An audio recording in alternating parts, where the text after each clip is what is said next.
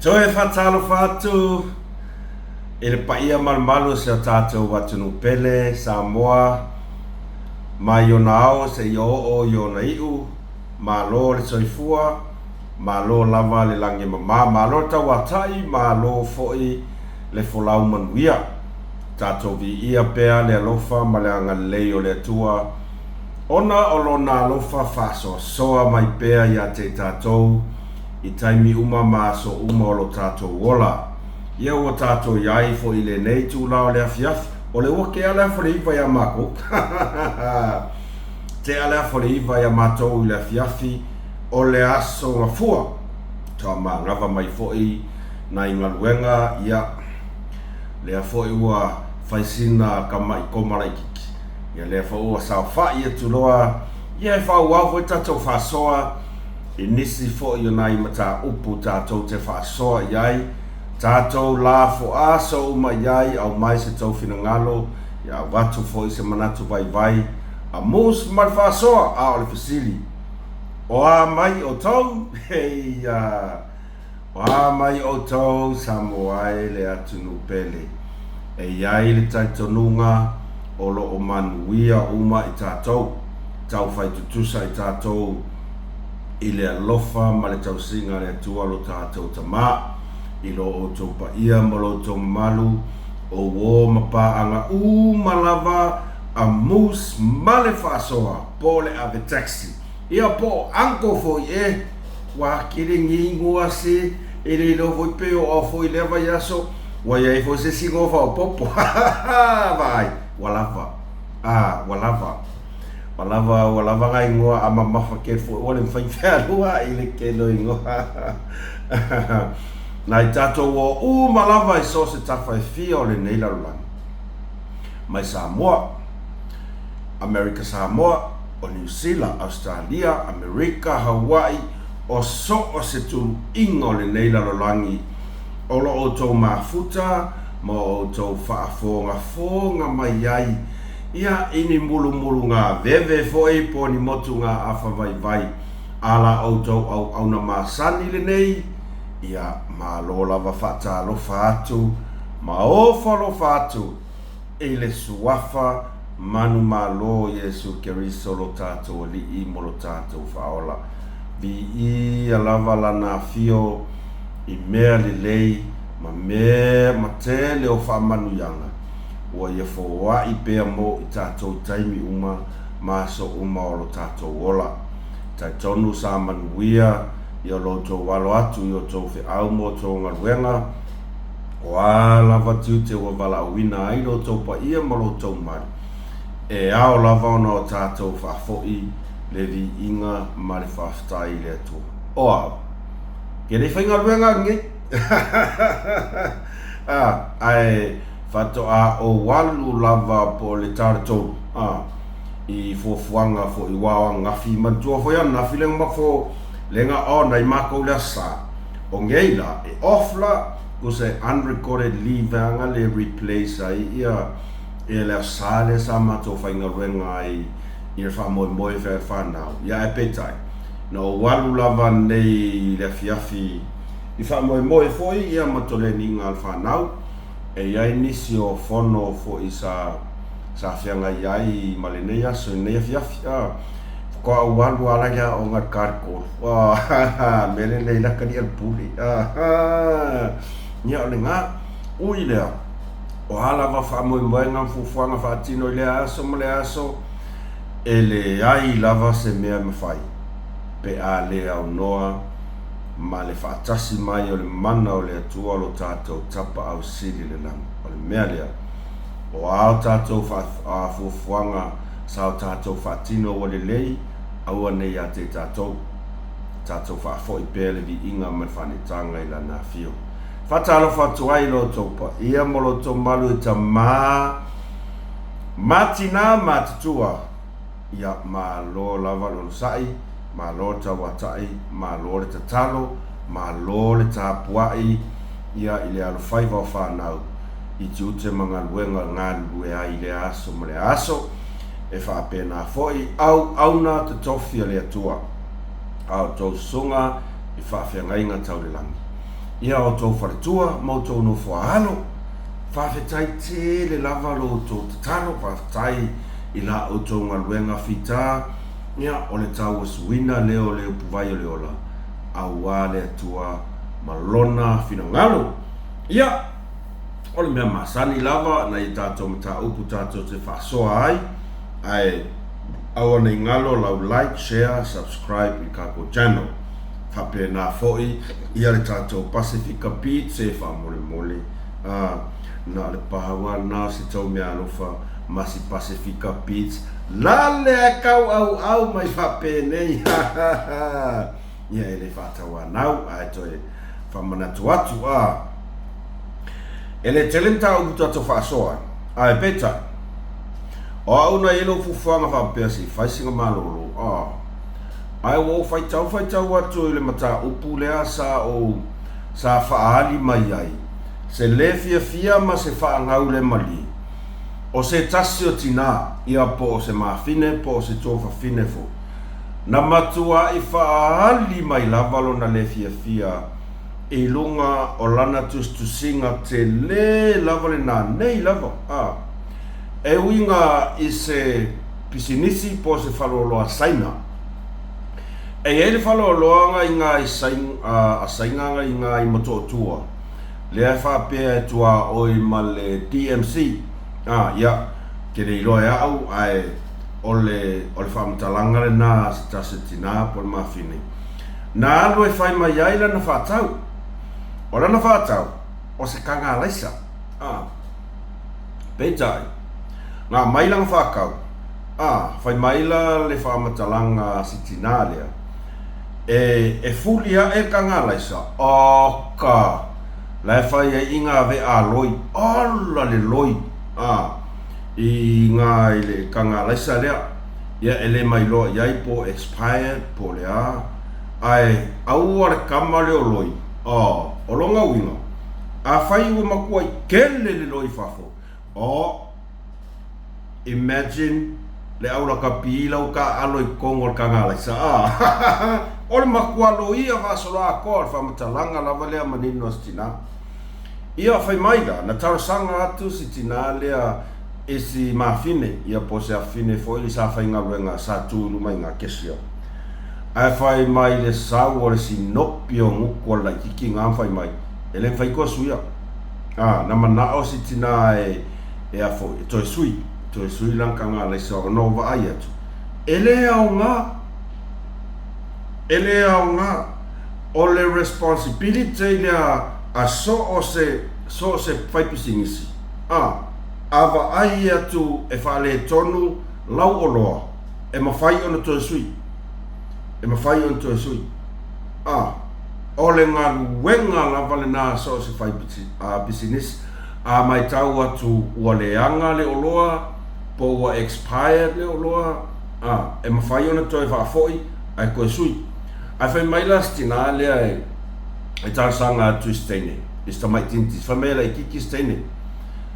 Bo ia e oso mai whiwhaali I pe fia taf mai. O le whale o loa o saina lea e whainga luenga ai si mawhine lea. E fia taf mai lo matua. Ia mai a kua lale o makua I leanga whaia lea laisa. Kumu I loi. E whai aku si finge si ia stina e koe sui mai langkanga laisa. So le ua peia o ia le pule o le pisingis. O ia o stangata whainga luenga se. O le winga o mena la io no mana o te whaasoa tu mata upulea. Ona. O le a foi. O le tu a inga attitude lea. Le iai le toa tele o tātou tangata. Whainga luenga. Whainga luenga I lalo o whalo loa sainga. Customer service. Sata tau. Ia. Sata tau I le fine lea. Whapea I fo ia. Whamalulu ati o tina. Ia. Lera koe sui mai. Samoa I le Samoa. Ma. O le upumoni. O le mea tonu lava le nā e tatau o na whatino. E so o se tu ai ngā pisi nisi lava. Pe awa ai atu. E whale kongu lako o loa. Le ala winga lau kala. So se pisinisi lava e te tau ona o lato pui le lei i le reputation o le tau le leia o le tau tua a lana pisinisi po lana company. Fai mai le upu, customers always right. Yeah, yes, e sao. Ai fo il customers ia le tu fa alo fo ile e mawhai ona ia soala upu le ai. Fai mai nastina. Ia walaki a ostina e ai tūlanga fo ilea na te wa ai atu i le lai titi o sta mai ta ia peo sana tama. Ai o si kaibia le lai kiki lea so le peia o le puli. Peia o le puli. O tu ai ngā mionga ia se peye le e ka akele lava i tono se o tātou tunu. E maua loranga luenga. So skoi ngā luenga veanga le se ua peia ua makua i sisi ai lunga le iso. I o tau manatua. O nā o tau te whainga luenga i lalo o le company a lesi tangata. E leo se mea o tau. Ma awha pea ele yaiso malusi anga e mawhai ai o na wha pea atu a mea ia le e tauto e sui. E te tauona e tala noa i le tangata e ona le pisinisi. Ao le oso mai la lea, oso mai lea whaali mai ronga fulfulu lele veanga ve mai ele mwhai kua suia. Ia whawhetaia e sitina fo i lea i le lava ono sai ma se whai aku sori. Tātou ia lau whainga ruenga. O se whautuanga mas whamanatu. O se whautuanga mas whamanatu. Whai whale lei na i o tātou tangata whātau. Ia lea la ua sau nesi tina lea whaali mailona le fia lea ua makua i salarau. A le aila ngise koe o aku whalo oloa ngā e whakau ai e fiala sokong e maua. Skamai kinkikina? E maua sokong. Whea koe fo. Ore tūlanga whapena. Ore mea, a maua loronga luenga se aua lore fia pe o le fia kenge lo ma fia kama.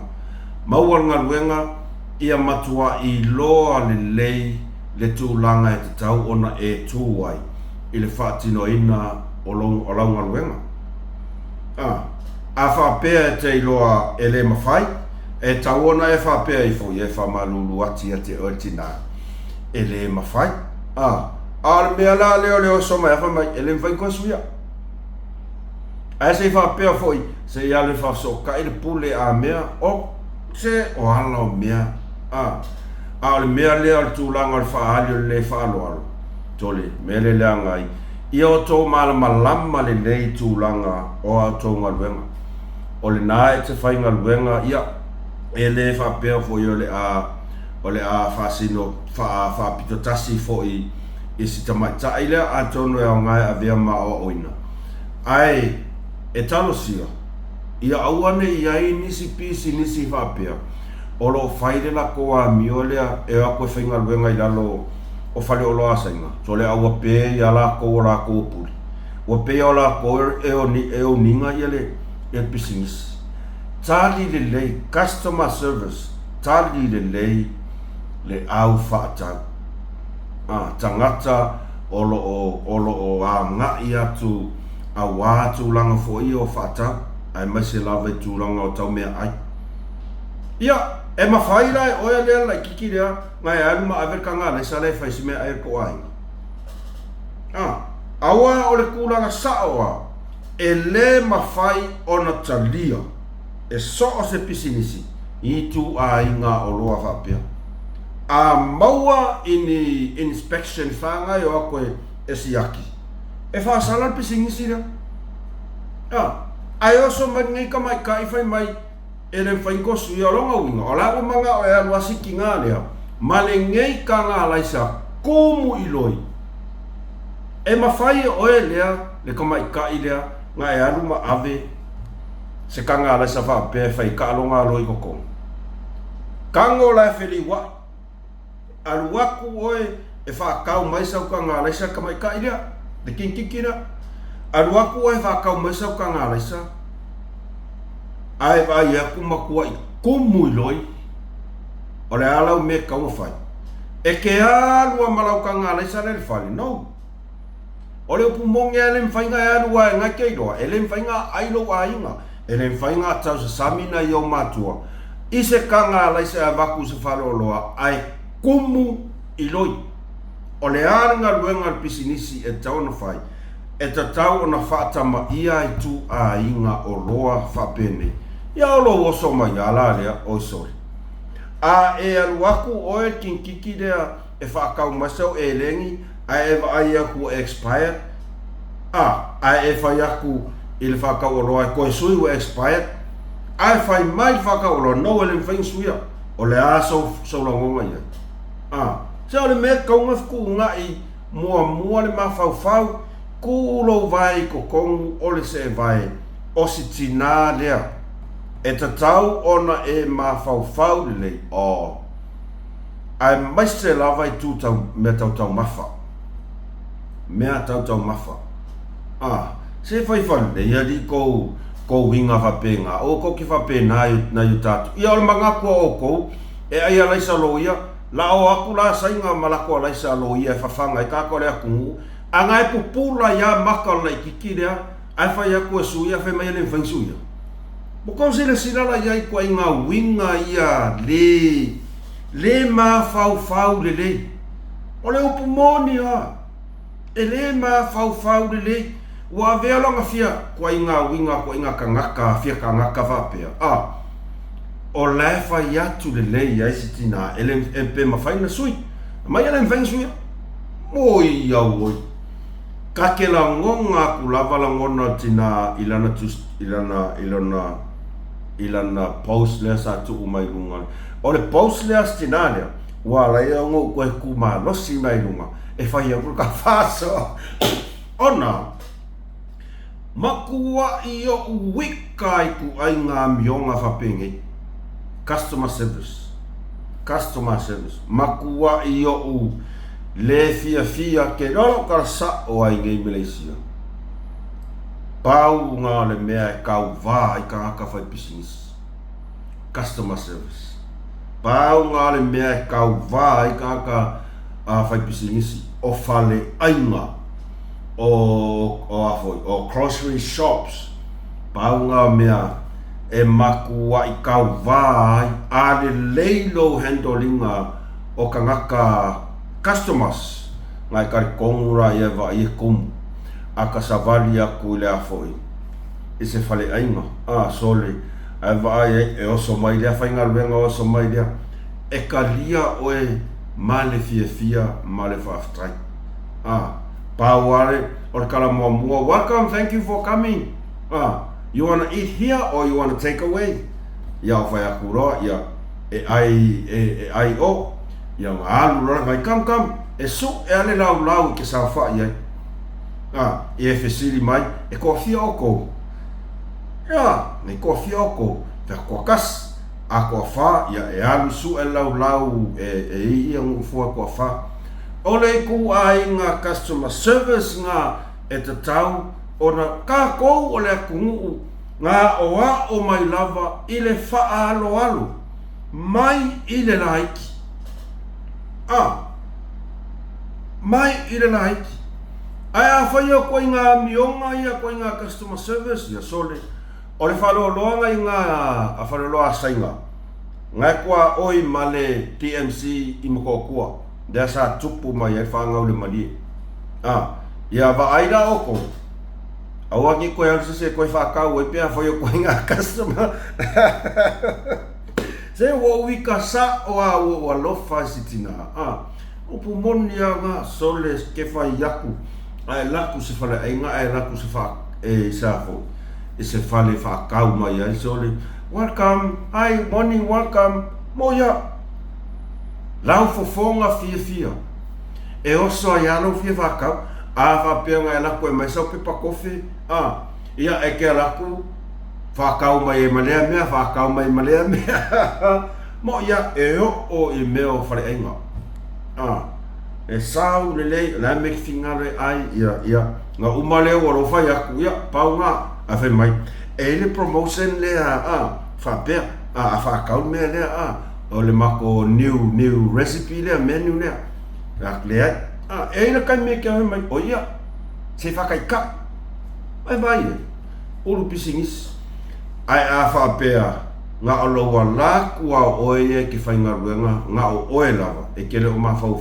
ku langa foi lea o le nga solo atu tangata fa nga a fa to sinatu tangata fa tau ia so le ke fai yakko ka ko sa mo so le ai ele afia o maso tato tunu o tangata i e fai ale a mio lea foi nga makua i saula vailunga viral umailunga ia le fase a se tase tama ile alua kule tau mea sina so le o nguko kangaka o nguko kangaka ko se sina ia ele fa penga o tātou fai mai ia le o le whalanginga i o tātou upai masane avea Samoa o le atunuu e tau saafia o na tangata e whaalo o lana tū malana nganu o whea ai pole mea se longa ke wa ai mai wasa vali aku se parangi nga ke ia le wae sola i kua wale sa o whawhero ai wa sola i kua pole mea ko wa ai mai la kus parangi ko mai le fai whalei e le fa pe aulor kupe parangi ai lau fai kupe Samoa le ai o le tupe ale tangata Samoa e te tau ono tō malama leima tō la ngona ina le i tu a inga awala lea e earn mai ai e nai tangata o la tō tupe na e tō te sira fia umalava o le tātou atunuu o le whai whatoanga o le matua i afu le tae ao sa ia pā ia le fiafi i le vai aso atoa le masina atoa tausanga atoa leo langa atoa kausu enga sele e ka kaulanga o kou mawhau wa penga o aku e whai mai whakau kou wharoloa e tau an tō langona wa pēn tāna whatama ma lor sa i fua ia ake ngangia e a mailo waso vai ai le se me te fina ngalo iai le mea la lor whea koe sui makanga le sa vai fai fale wai gana ia o li poke pule kuli awa ke longa so se pule e kaunga malama le so se pule lava o langa priority customers ia mautinoa ia le serving of customers ia mautinoa ia atoa ma lei ia oroa ia e whaatauina atu i customers e lei whaapea fo i ngā whaangale na whai mare mautinoa le si i mai kanga leisa o loo iai le manatu o loo atoa peitai lena sia ki lava setina o le makua i lau o le loi ola ele o se ia waia ele o se ale fale o loa ele o se foi ale tangata whaatau pau lava ai fo o se meu ka kia kanga leisa ele i loa lau whainga luenga ele i loa foi pule ai e ao ngā latu ai ngā whaafita au li whapene lea o tau sanga tu ai sitina pe mawhai o na suiranga tanga leisa e ao ngā laitu ai ngā whaafita au li whapene ina ia o se lapata inga e whai loa tu ai le pule e iai nisi o tau o loa ia e whoringa mai e whale tonu po le mea e whale tonu le mea o lo stoa ai ko o loa po ku se mea po le mea o le tanga raisa e le expire ai paulava e se le mea ngai stoa ai aua stoa kongoa i le spot ngai mumua o i ngā foi tātou te iloa ai le tūlanga lea o le mama o le whale o loa le anga so se pisi se kaunga mama i taimi uma o le fesidi e whawhenga o so mai e loi ia nau whainga luenga ma le pule ka kikia so le awasi me ai o mai loi ai i o so mai le whainga ka ngā leisa o mea whapenga e au ngana ai tu a inga mata upumpa whawhita uri wapene. E toi sila i aile tangata e onga le whalooloa po o iai se lape i le latou au nanga. Po o mamā me olo tatia i oloa. Le anga oloa ia o kanga lesa. E tau se sami umai le ainga. A lea waku whea kula i kikire e ole matua ia o ngā ia tia. Tau na whe au le pule ia avese avea i whapea ia makua i kumu al kanga lesa siaki le meo ka kia i ko kanga lesa po o mamā. Au a whapea o le pule o le whalooloa lea o stangata foi lea e le lei lava lana tautua mo tangata whatau. E ma whai o ngā whapea mai pule kia i ese kanga lesa lea ma wa aipe ye ingis kanga laisa olo whapea ave ese uma. Ma wa aipo ye ingi pe ese mea siaki kanga suka siaki kanga whanau maka o mea wapea ngā o se au nanga pito sili na ona lelei. Woia lea wakui ke inga samunda fe me le mo whainga sui au o talo whai whai leira ngā ruenga. Ai tala ngona ta atonu e au ngā foi mo i la tou o lea whatoa a mataona whainga ruenga i tua inga ngā ruenga whapene. Tau tua nā ma o toula o tau tau tua ina i o tātou tangata o su tātou tunu. O le Samoa lava ia tole o te whai atu. O lau tau tua e ala e so se ngā ruenga. O inga e whaahali ai lau tū ma lau nganu. Na o tātou whiola e ai tātou. Alea, whaalo alu. Ai maise ai koe ngā ruenga la ia wha supermarketi, whalooloa au aku se karifiafia. Karifiafia. Wa lava lau ex-boyfriend ma lau ex-girlfriend. E whasusumu ia i o nguku. Wa lava lau ex-boyfriend ma lau ex-girlfriend. E makua i ke kea ia whapeo maka ma whaali lo fiu la vali. Ai ka ngaka whainga ruenga. Whaifa leina i tangata si tātou atunu. Ai wa ai mai loa wa laku ia lau kama whea ngare kipia oi. Kipia oi le fia kausanga. Ia, koe ngaka langa. Au wangi ku ua sea wangoa. O lea wangoa. Ngā ua maua i ngā lea wangoa. Ave i kama expired.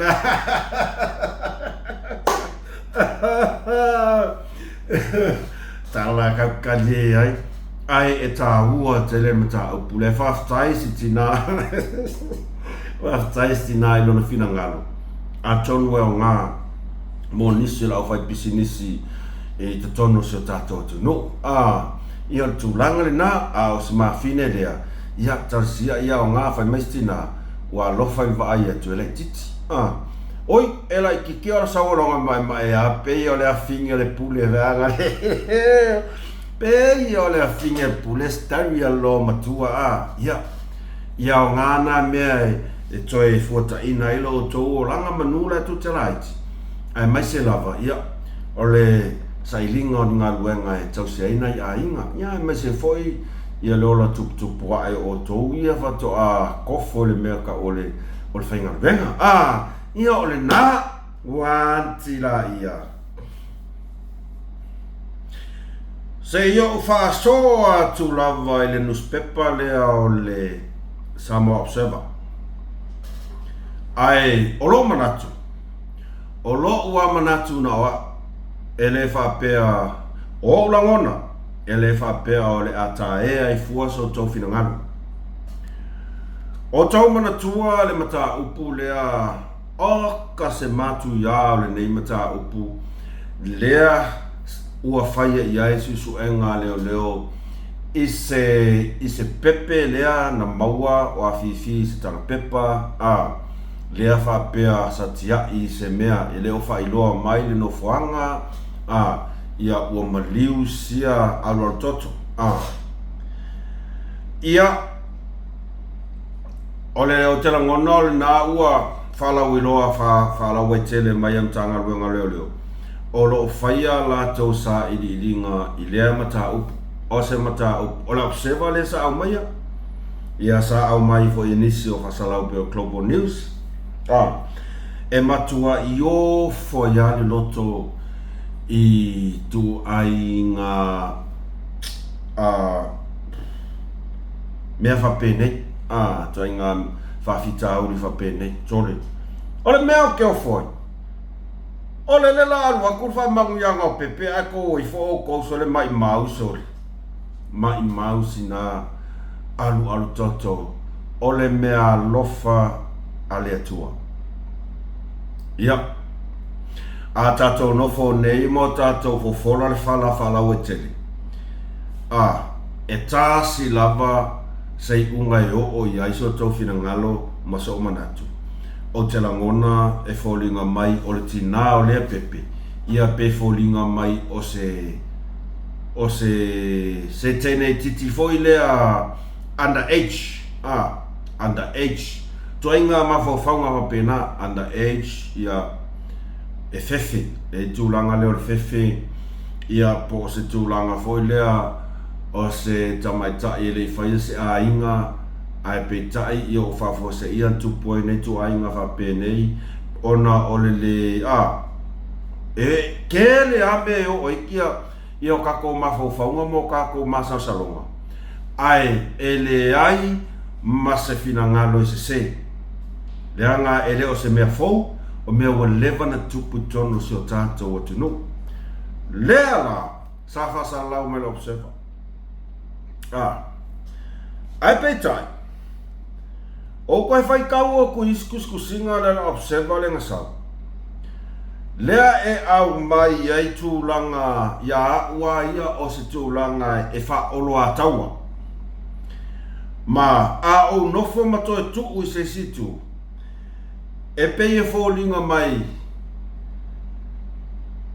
o whakaikainga whakaikainga ko ngā leo kam whai whai mai ua uti le susu mo pepe i Samoa o le whamakalanga ko ngā ngā ringa sau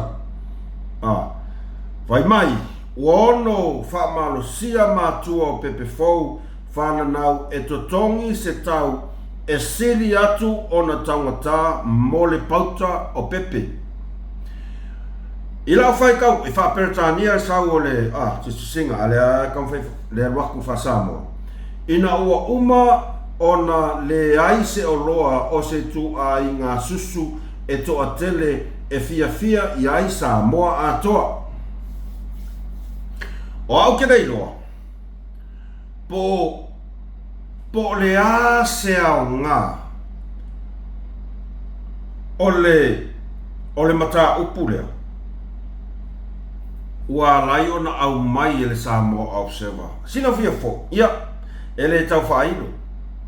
O le Samoa Observer, e le taimi lava le nei, ua makua i le ai a se mea le lei, e koe sau ingi lako kuskusima.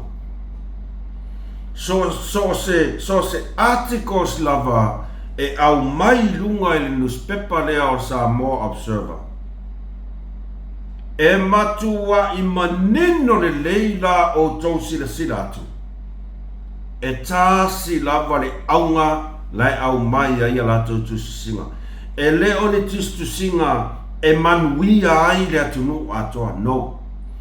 E le ai mase au ngā. Na o le wha oloa taua ma le whaia o tuua inga. E kauma whai lava. E whai lava ni tusinga.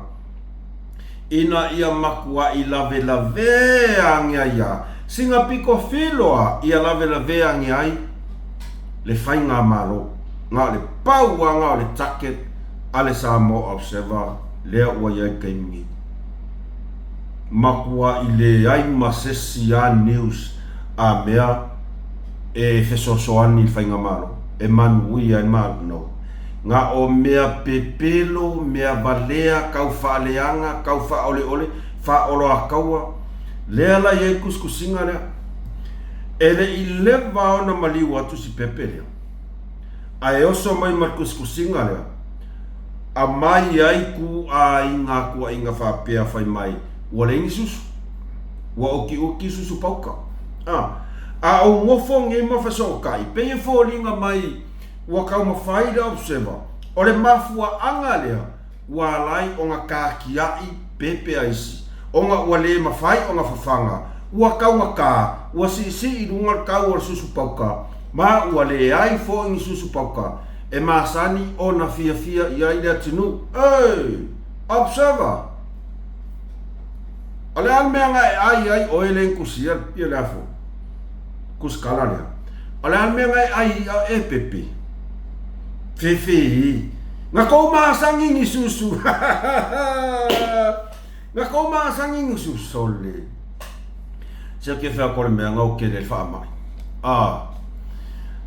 ole makua i makanga o fa makanga e la observa ia nai tama tina mana ia la pepe ole pumong ia kusa ile vanga saula kuskusinga ile maliu ia sinea ile toyo oaso ai ko yo so mai fa saula me o esel me wa ia kau o le ngi pepe wa alu ilunga onga uki nai tinama la to pepe ka fefe save wange i alu nga lo ai kasira uma ko ia fa nga mano se ke fa ya ku ke jose me ko ka amilo marka minge ole fa nga malo la var ko taket nga ko ki taket ai esela la ba ai ile fa nga la kuskusinga le mana tua foi e fe so ta ile le ke o mo fo ia te o se pe ano fa ya tu o lo u lava la ngona le na no e pe o filosofi mai ia observa fa pe ole mele wa lainga kakia e kingala ko pepe wole lava ngi susu wole sole nei fa ya ko fo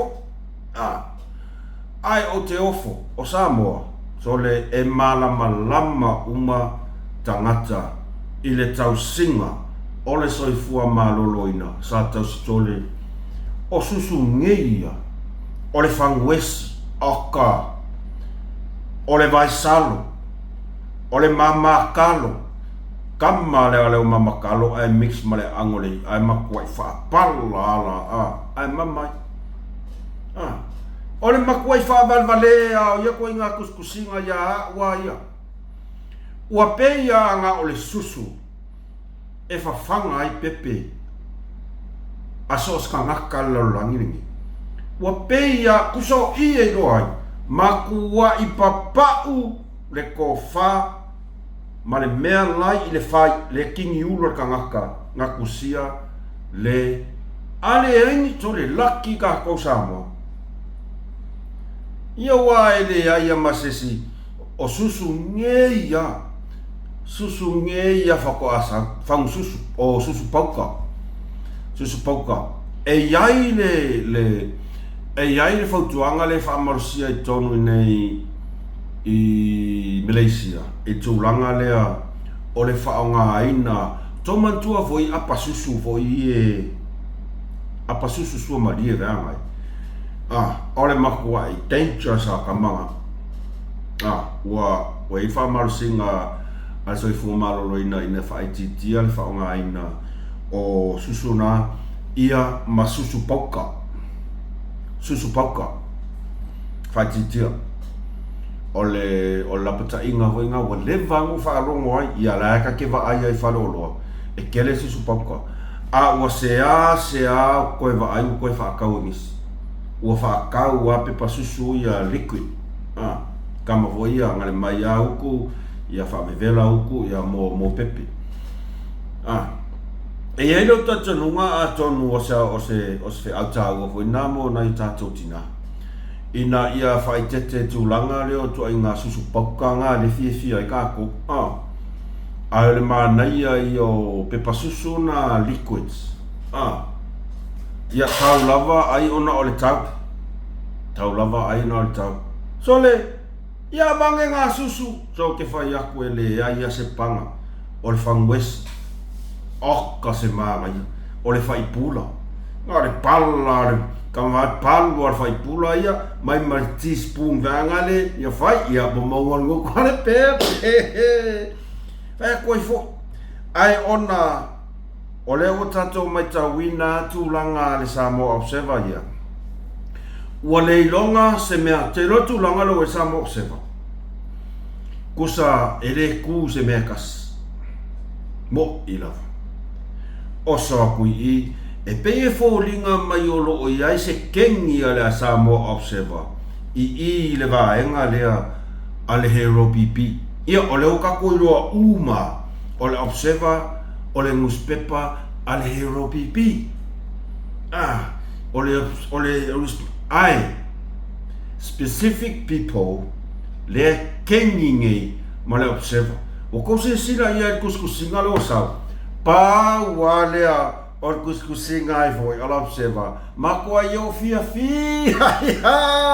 ke o kere mai foi ko kale ia po ia fai mai ia time for the HRPP leader to step down,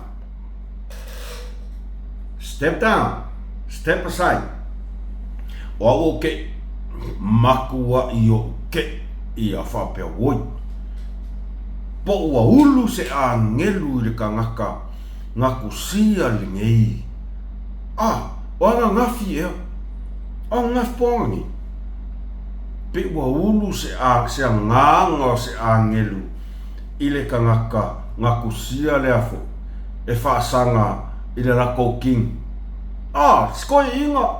skoi inga papa talo fai fefe o le fesili o le ale mea le kupui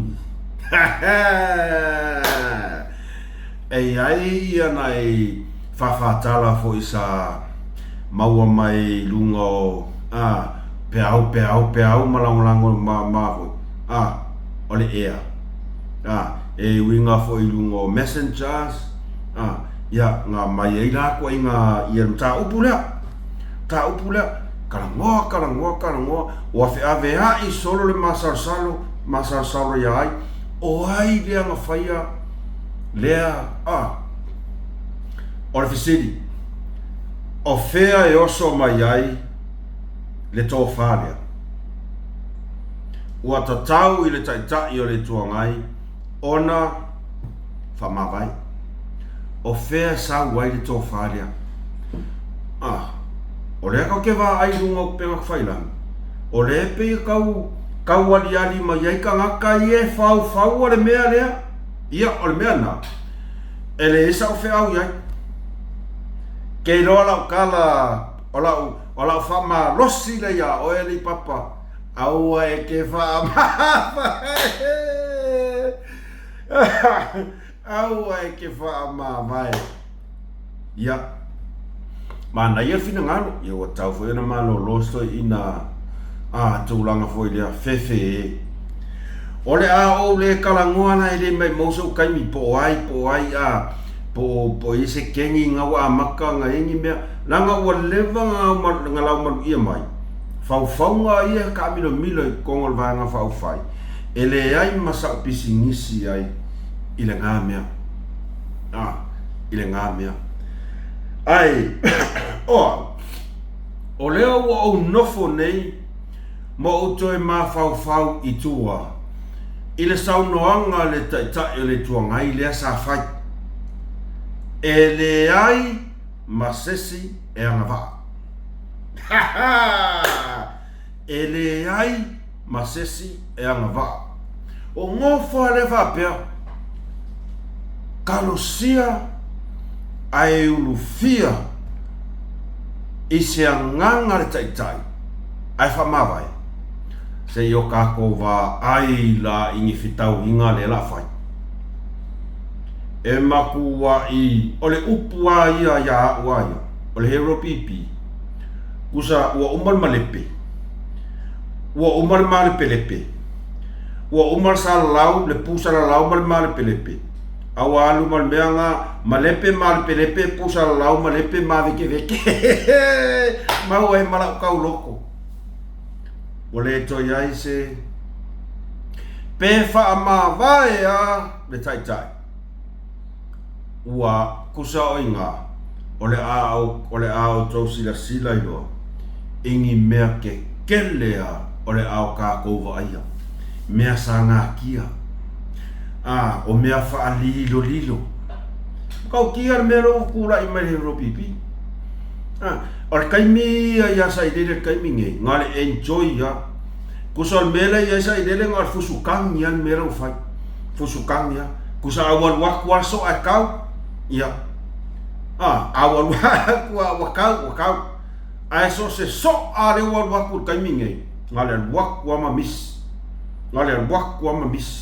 wale ai se fa moi ole ale me kupu pe al waku au soa raku lau kasi lua e misi umane luanga o le alme kupu alu fasa wearo alu ele ai se kapasa alu le ko ia se mafau pe sao pe se pe pelo pe mo walu pongsa o le akal nga le ka ko va ai kaminge ile hero pipi ai au ko sila la iai ile o mai fake pages le lava o ke pese akuai o i leo ke ilo ai ko e pau nge yo kanga o longa winga ale o se akali i o limong o se akali o sa ilele o ngisi o whangau o whai pule a o sesi a kangaka o misi o uma o le mea foi ngā le sa whai yakwa e lau kala ma e kau ngu lau kala lau whai yakwa i le ko o lua le Australia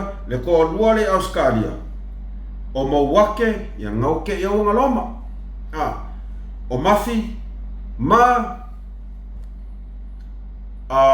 puroku laka makai mi ole a ka kova ai ingi mea winga ese le ia lingkar kaloa whanga le a mea ngi malaya pe ano ole a ka kova ai loa ese suinga ole a koe li liu fo i va au singa koe whaasanga foi, whai kalo sailele, whai kalo limongi, mo ina. Leanga ua no more wha moe ring, ua finito, ua makua i umalawa. Ale meanga lepe ko ke wa aia koe le kamia sai step mai le observa le sauai. E makau kia, fefe hei, whea koe foi, kako kara ngoa musu, whea ngare fefe hei. O hai lea ua whaia whau ngai kongo le kai le. Ke lola kare sa awa. E le malue koe inga. Koe inga. Ngei manga ase si o kou ia remons ma fontoes. E o mai e lu ira koe inga. Aua. E le imase si o kou saolo koe inga. E iai li ka ngaka o kou. E kupaka kuare ulu i lalo. Uma e whai ngara o koe inga. Lo whao lai talo whai le ropipi. Tato toi no whomo, tato toi ma whau. I le vaenga whao pu whai sa makua i longo ao na tala aise a. O le vaenga sa matua i tuku umaiai o tatou loto mo tatou langona. Le taimi o taita inga mai pa le mia o tuanai. Se ia o mai lava i le afionga i le totori. Ia e peia na whai atu so. E le ai lava se taitai e ato atoa mea umana te whaia i le o langa le nei. E iai whaafitauli o le ale o ingola tala. E maafua mai le anga o le ai lava tato tatanunga. Te o ke whai aku pe ke polo fesa i so o se mea e sili aku lava i le lalo langi a koalu poko mau whailonga. Eke le a kokoa. E mo i lava. Eke makua ele a kokoa i mea wha le lalo langi nei. Sama naia taita inga mai nawai taimi. O mai loa kako masta lea. Maka ukia sole. Sama ngai ale a makanga mainga. Le whainga mainga leo anga mea whaapou liuli. Ka mawhianga le whau le mūma ia, whau le mūma ia. Oa i le taimi o le atua e fofola mai ai se i whaatari tonu whaasila le atunu i le mea o le a o i esi o tātou atunu.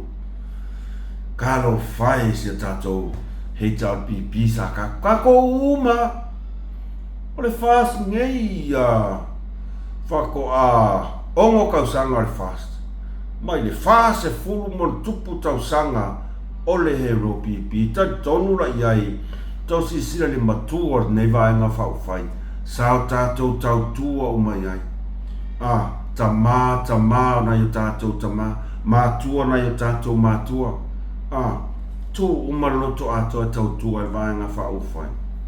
O mai a kamai le ingi whai ai, o mai a pingi a kosi sira e melo i. Makau kia. Ma tā utia. Ia, ele whai e es whamasinonga. Lana tātou, tātou umalawa whamasinonga le atua. Ma ele eifo seso tātou, e o sana malama, ele whaamasinonga tonu ale atua. Ai ona o le tātou talitonunga, e pei ai o lea ua o tau sila mo tātou wa ai, i fōlinga maata ia o tūla i mai le taimi nei ni hero pipi o le whaamasinoga tonu la wale na ale atua. O tātou talitonunga na, ai le ato atoa fo i tātou talitonunga, ua na o le atua lava na te sila fia, maka ukia. E ofo-fongia lava mea e saunia e le atua. Ina ia, wha-pupula i mata o ona tangata. E fo isi taimi ka ngofo api ka kifefi. Because o tātou umalava e tele o tātou semo o tātou whale tonu. Tātou fefa pe e, kai kupu a se mea, awa o le afoi, o le merele ukakova ai e lungo o le upenga kwhailangi kai mingi. Singa kama i mea e kupu mai oso fe mai ia wala, ngale make ai, wa mala ia, mea ngai lea ngai lo upu fai upu leanga lea ma, kausia ie oki, nga maliu mai a ngaka keika ia wala, o le kāringa, o le mea ngā leo ia tātou, tusa ua whai a tātou, o le whamasinonga. Ai tau te reiloa, pe sao o le whamasinonga nā le atua. Whea koe fo. Kako o mai la ia kiripi muli ale, a whaafonga mai fo. E ngā wau mare whonga nuka whao e whanwea mai. E ngā wau reka whao i o ni Australia. E reka whao e ranga no maka The state report. E ka roha raka piki. E maka kia e Ya lau toa no toke lau. e ho waru whao kukora. O tangi iso pupo le nga e upele lango o le mali o ko o le fioma le kwani. Ia. E le mtau kure nā. Iri usai o kaku kokala i ai.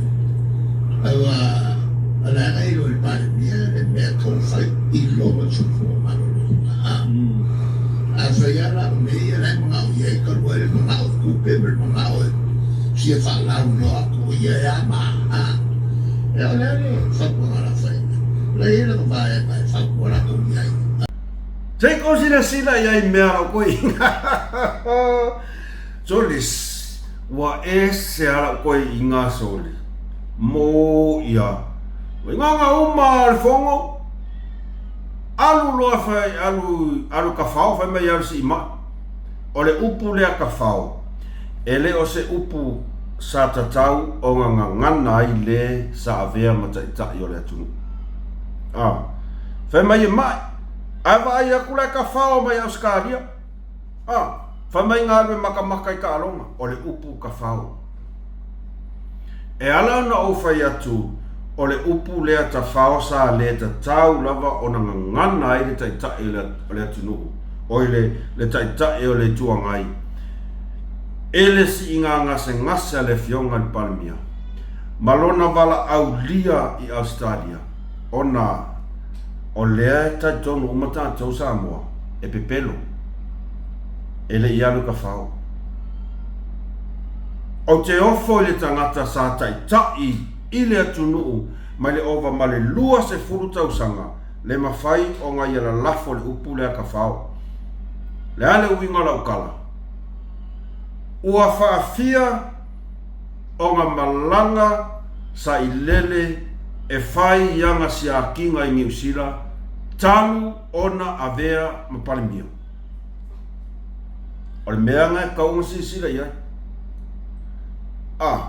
E whaafia ona malanga sa i lele talu lava ona avea mapalimia. e whawhawhia o na alu anga si inga mai I au se kālia e le I ai se ngangana a se whaipule a se tangata Samoa alu ka whau. O I au ngofo mo mawhawhau I whapea o ke ofo au ia ngai ka ngaka pei fo ringa mai wa koe fo ilonga mawhawhau e pei o se mawhawhau o se kamaikiki. O loo sila fia le leia le taitai o le tuangai. O loo alu le fionga le palmia I lana siaki. E pei o anga mea ngawhai. E pei o anga mea ngawhai. Ma e ua ea alu siaki. Ma e ua alu siaki. O le olanga nei ua mātutua. Ai whawhewhea o ngā ia saura lafo mai lea la fonga whapea. Le alu ka whao. A le vai a koa le alu ka whao e Australia le maka olo o ia sila fia le lei le tā ua o le wala aulia sa wala aulia mai ai. Ona paulava e le I ai ni wala aulia whapea I ana I e lontaini. O I nā tātou te wa ai e le loto o le tangata e le. Ai o le tangata sao tātou whaalo alo mai ai. Sao tātou te talo I ana si ngā ma. E le mawhai a ona I e whapea I fo. Tātou te talo I le si ngā se ngase a le fionga I le palemia. A le ali upu le wala lafo, alu e ka whao. Oka o kai. E la ngona lava le whaanono. A le mea piko sili o ngā ou iri kaka kere ai. O le ka ngaka le whai e whesiti. Ia le foko e sau fai mai, le foko e sau koe aru ka whai koe lau. O kou sila ia. Ua kou sila ia I le upu. O longa uinga, o langa lava mea lea sa fai. Ngari fai a, aru New Zealand ka whao ngā kupe ale malo, a whai mea le ale siaki. Le anga foi, o upu e ngā ngai ka ngaka o mea ngā sa ia fai a. Ai maise lava tangata sa tai le tātou atunu o mai ova mali lua se furu tausanga. A whai ua ia le lafo le ngangana leo ta whao. O longa uinga, o le mea le sa ia whaia, pretend, o la e alu si mai, ina ia whao ngā ai kupe ale malo le afo tangata. Ale I loa le alu ka whao. Pea o kako whaka ngofi ala, e wha tino mai I se winga moni lava, upu lianga ngana ile, taita ele tuangai. Simply said, ya la le aru ka whao. Tole, mai, nganga uma le fongo, aru ka whao whai mai e mai. Ai wa ai aku lai ka whao mai Australia, whai mai alu makamaka, whai mai ngā alu makamaka e la kapi. Le foko e alu ka whao ko e lau. O ke ofo le ngei koe inga. Whawhekai o le foka koe loa. O lesi fo I mea ngā lai o ngā ave ese inga le malo mai a te oi. Nā le winga lau tala, o longa winga o lesi au mea lea sa whai, sa e whakaukala ai I kupe lea kungu. O le wha upu o ngai ke alu si mai siaki, a ngai ke alu ka whao. O I ka whaia, I le whaia se sio mākou, o lou lava fofonga lea ngā sa wai. Whawkai o le ua e whai loa mai, mea sa e whaia kaimio lo pai inga, kaimio e kula I mai. A e loko e whiaru New Zealand, ia kongi wholo pasese, kia le whenau singa I lau siaki, a e rei loa le alu ka whao. O le uka koe loa, a o lea mau ke I loa, o lea mau ke mau ki ngoa, o le siakinga le fionga le palmia. A lea nga whai mai na tā pena lava e toi fo I atu sa moa peitai, o se vala au lia wha tope. Ai, o le palmia o Papua New Guinea. O le ale mafu anga ngā ringa li Australia, o lea, ele I alu ka whao. Ua whekau I lava, le malanga lea nga vala au lia mai e la fionga le palmia. Ia mane waku, ai osolo ma ngā pāro ma State of Origin, ia. Ngā sa kosi sila wika haka sa o whakas. Wala au lia, tangata maua lunga. Ar whai mai le ka whao, kālo whai. Le foi ko sa foi mea ka fa ko la. Soli. O le mea fa ko ai. O le pepelo pupu la mai ai mo makole ku. Ah. O le sinamia. Ah. O le fesilia. E tau ia iso polenga ile le lava o le malolonga le palmia. O le almea la fesilia I fua ia sa ileli.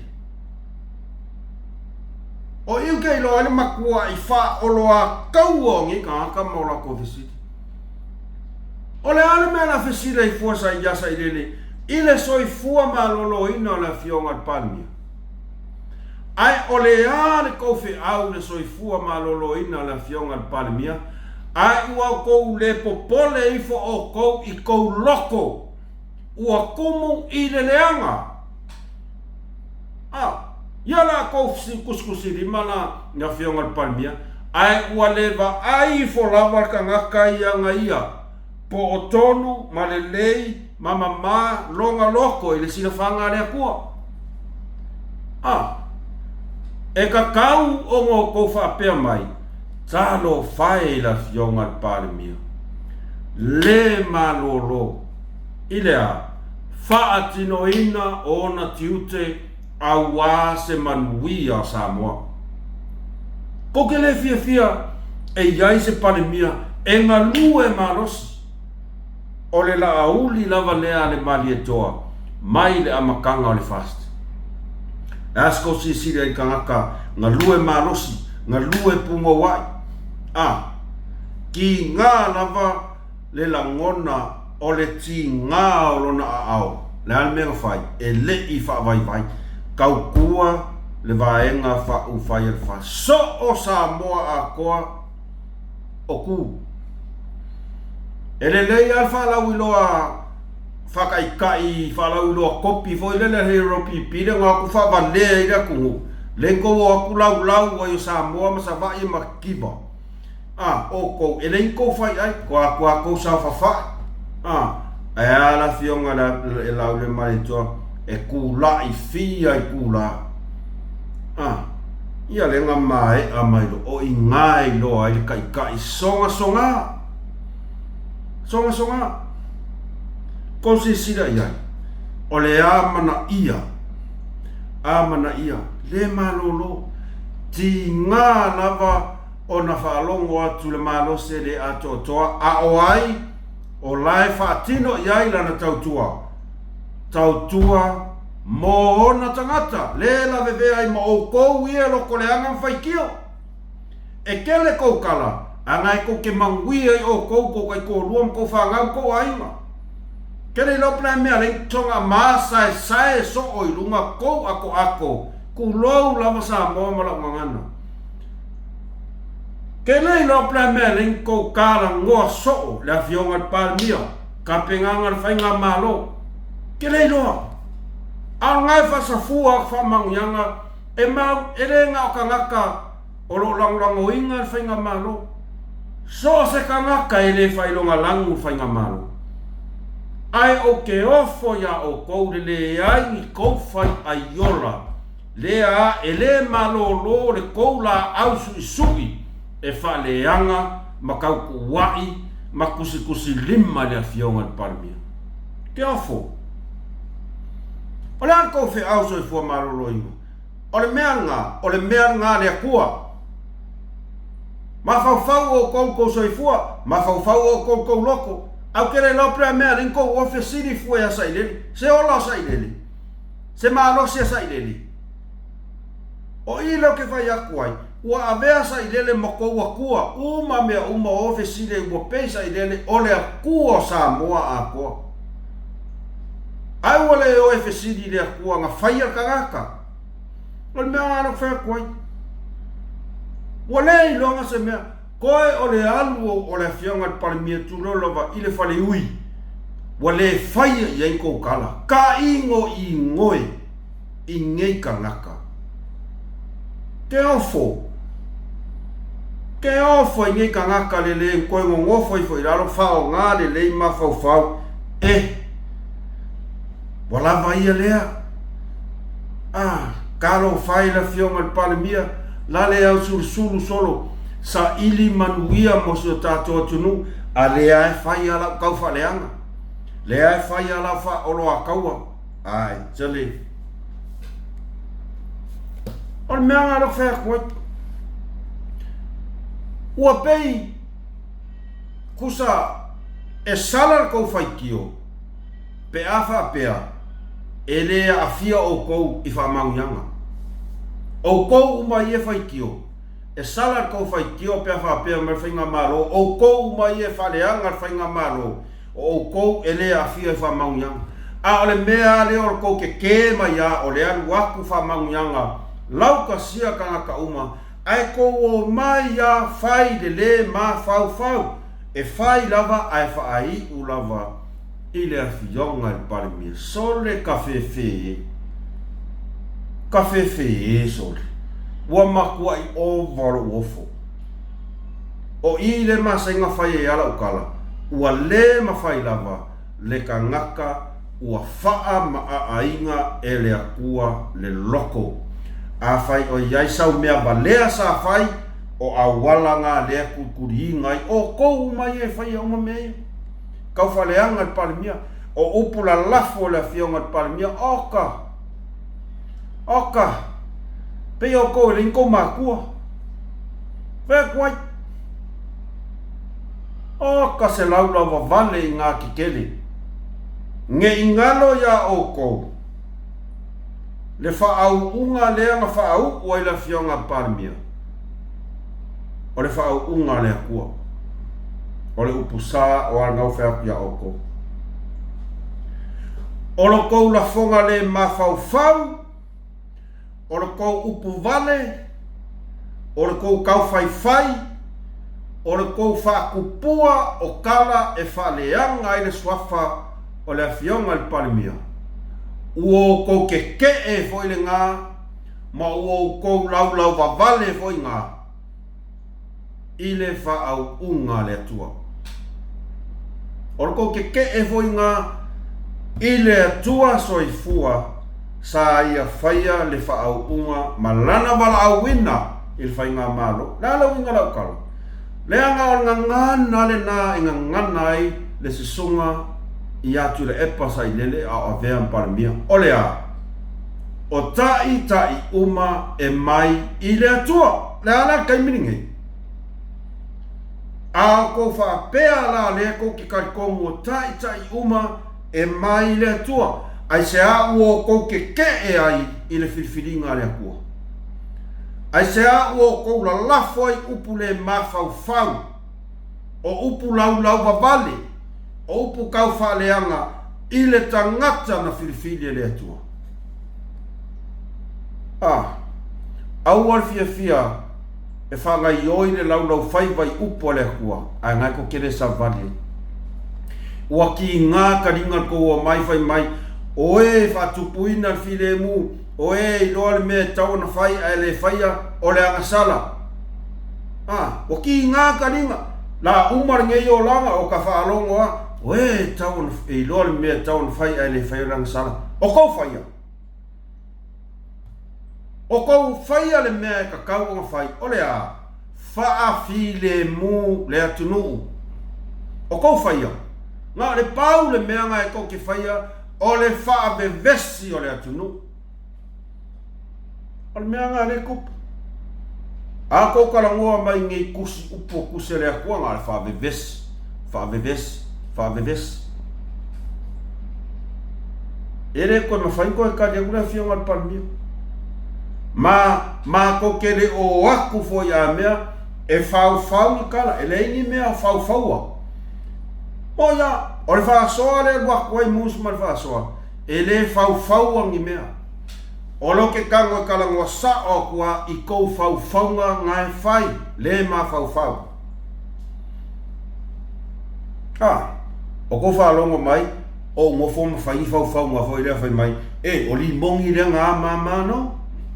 O a oi ping sa o kua isus ngai ko ke o mai ai whaleanga i la fionga palmio. O re ngā, lava ia ngā. Ko ke li lango ngā ingai whai ko lokom ko whingalo. O lea ua see le sao le tunu. Ele mwhai ono tātou mai whātasi, tātou o pongi ia, malango le nei whai ngā mālo, pe anō whai atu.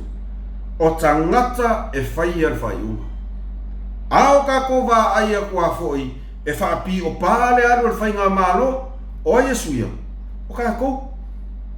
Ai ole a songa o ongo ko kiki sala lau mai se mea le mangongi le manguia. A o lea lavo ko si sila mai ua se e file mu le sa mo. Le ala me ko kire whapero ka ko o le o pong. Tato mai tau, o ni mea le lei, o ni mea whale tonu. Ai ni mea whale tonu, a vere tato tu alano. A vatu tato tu alano e le karia, o i ngā roa e whai e roa ka ko whai unga. O lea, e ma whai e tātou, o na to e suisa si whai ngā mālo. So lea le mele i aisor, e ki ngā wa ai mai, ua maku ai.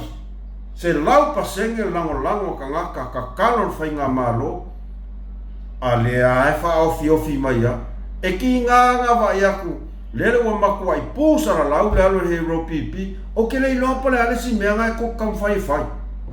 O iu kei loa ai, makua i ngau i a whai ai o nge kāng. O sai lele ia, o koi inga. Ua sila fia le leia la koi inga. I le koi pole se si mea. Kusan mere e la koi inga ngā le vaeva lau whau mālu. Ua whai, ngā le eva la koi inga lau whau mālu, ai a fia i oko. Mo ia e a fia ai, oko umanga. Oka ika foi, whakai ka inga. A whapea, o lea a usauni o te alus whai ngā paroka. Whakai ka inga. Whai le me ngaka ila whai o wasa o campaign. O ono i le aso whalau roa. Whai loa kuno kuma loa me kaunga whai. Mea e kei loa e mawhai o ngā e whaia. Ai au aso ngā oso veanga le oso apeo le oso pupa. Lau mai i, whiu le kumaro e whakanele se me whaia. Ama e a whai ngā paroka, a e le manuia. Ke lola kala sa o ke le pe o u ma whauwhaunga. Ua na o ni ma whauwhaunga e tu tupu i whai no tino. A ho ai mai a e se whai ngā paroka, a e le manuia. O la u kala sa oa. E le mai maua se kaimi. O ke alu ai, e whai ko i ngā mea i e su e se masei o lea, o sesi sa makau wa. Moia, pe whai mai a sa kufang kupe, pau lava la uia kala o lo sina fia e lea tua. Ai, ia, e oso foi le nā. E mai mau le kaimi koe haru e fua koe ave le wha masingonga. Mo i lava. A le manguia. Ia whapea, ia pau lava. Ka kokari kongu le mea nea, o le taimi a le tua. Pau lava ai au le leo so kaimi ninge. Ai, po a foi pe sa kufa, pe ngā ingungi pia an kupulanga i ni kupea a se sui sa makau wa. O lona lava vale nata puia male atua. Ai le se mera karu e fua aveng pa mo ia e le mai maua so kai. Nanga ora kai mia ia kari kongu ila kai mia le akua. A e an wakua ke leo e lo kai mi. Ia. A e an wakua e le ai masau mea ngawhai kufangi kupepe a e sau e ke maro e kari kongu no la ia o lo kai mirenga mai le atua. A o lo alwaku le kau mawhai e la ave kupe i a whamalie umakupulanga onga o lo fia o le kofi. Menge le akua makoe o le kari kongu ia o so wala au inganga mo ia. Pe fase fulu ango ka alu i se whainga paroka e le kai wha pe ke alu ave kupe e le malo. Ia pau lava. Pau lava. E le o sau kofinga le ngā. Ia koe vai se si mea. Vai le la pisi. Ia koe fo. a o lo walu le ka un fai wa e ngau lava le kofi ke manga o ngau lo woso kwa e malo ai longa se a mia tonuna o ke ofo se kangaka nga faia ni kulanga fapenga o le whaakau kangaka palo ka kupe ai la kuku mai ko kongol maoka palmenge fai mai a o le wala au wina le atua o ke makua i o wofo se kangaka ai mawhai o ngai ngana fapenga o inga e iloa i le kangaka pepelu mo ia o lo ulama nga ka konga ia nga ngawa fias fuluafe kupe ngalu e fa la uloa fa ilo fa kosinga o lo esila fia le lei e soli tu la fono o le tu la fono fa lo ngia tu la fono ai ave la usela wafe limas fuluafe fa kau ai fa kosinga ai kanga ai e mangu malo ai waku e kulai ko kongol palmenge mai fa pe mai o le vala au wina ale atua kua e fa ya ko le olanga nge kele ka kongo e sili lo ka fa inga ai o ka fa la mioton o le ka keilo o loka mangu malornga le ala me la ya lo ifua e ko ave se su o nga ke lo le o ia o lo lava mang malo nga silfanga le tu fa ko fo ngai la ngonga fo ile fa ai fo a tonu e nga fo skanga o le asa ungi al paroka ya wa ya ngar ke lo kala kiri kai fa ya ko fo no fa o lai ya tato fa sona nei vai ngana fiafi samoai fa fitai tele lava mafuta mai fa mangalo tau au nai senga ngana o le tau tamali ila tau fa fonga matua tuina fa mangalo la tau au na I like, share, subscribe ka ko channel ka ko ko fa so fo ila so taiao ai morta minei fa manguia tele le atua ya o tau malava maya mus mal fa so fa so fo